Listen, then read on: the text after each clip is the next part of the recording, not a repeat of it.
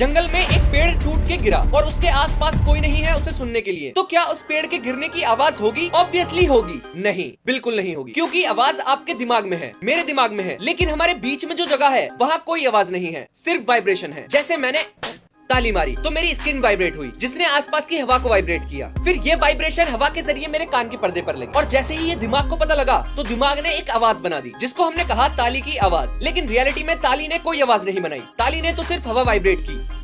ये आवाज आपके दिमाग ने बनाई और खोपड़ी में